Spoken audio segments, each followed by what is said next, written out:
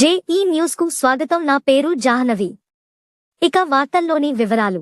BRS హయాంలోనే కరీంనగర్ అభివృద్ధి చెందిందని తెలంగాణ అంబేద్కర్ యువజన సంఘం కరీంనగర్ జిల్లా వర్కింగ్ ప్రెసిడెంట్ కాదాసి ప్రభాకర్ అన్నారు.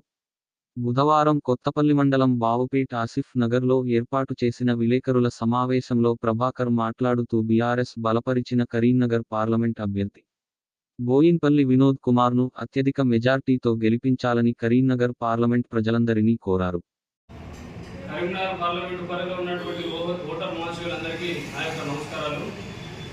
కరీంనగర్ పార్లమెంటు నియోజకవర్గం ఈ గత 10 సంవత్సరాల నుండి ఎంతో అభివృద్ధి చెందిందో మనందరికీ తెలుసు.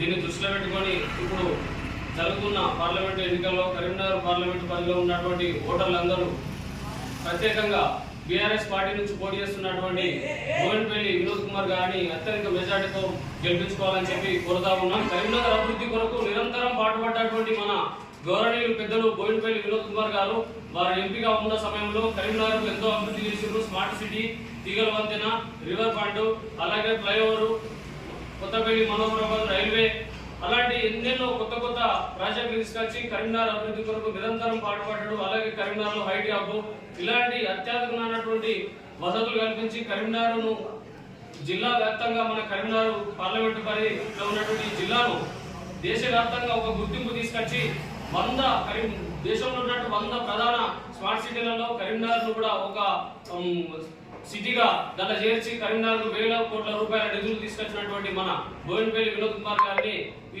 ఈ నెల 13న జరిగే పార్లమెంటు ఎన్నికల్లో కారు గుర్తుపై ఓటేసి అత్యధిక మెజార్టీతో గెలిపించాలని చెప్పి కోరుతూ కరీంనగర్ అభివృద్ధి జరగాలంటే మనం బోయిన్పల్లి వినోద్ కుమార్ గారిని అత్యధిక మెజార్టీతో గెలిపించాలి.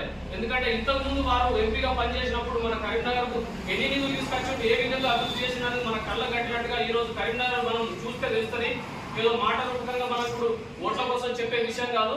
శాస్త్రీయంగా చట్ట ప్రకారంగా న్యాయబద్ధంగా మనకు కరీంనగర్ పార్లమెంటు పరిధిలో జిల్లా ఏర్పాటు రావాల్సినటువంటి నిధులు నియామకాలు ఏవైతే ఉన్నాయో పూర్తి స్థాయిలో తీసుకురావడంలో పెద్దలు బోయిన్పల్లి వినోద్ కుమార్ గారు 100% న్యాయం చేశారని చెప్పి ఈ సందర్భంగా తెలియజేస్తూ ఈ నెల 11న జరిగే పార్లమెంటు ఎన్నికల్లో కారు గుర్తుపై ఓటు చేసి తెలంగాణ ఉద్యమకారులు, విద్యావేత్త, న్యాయ నిపుణులు, పార్లమెంటులో తెలంగాణ గొంతుగా వినిపించేటువంటి మహా మేధావి అయినటువంటి బోయిన్పల్లి వినోద్ కుమార్ గారిని కారు గుర్తుపై ఓటేసి అత్యధిక మెజార్టీతో గెలిపించాలని చెప్పి ఈ సందర్భంగా కరీంనగర్ పార్లమెంటు పరిధిలో ఉన్నటువంటి ఓటర్లందరినీ కూడా మా యొక్క విజ్ఞప్తి.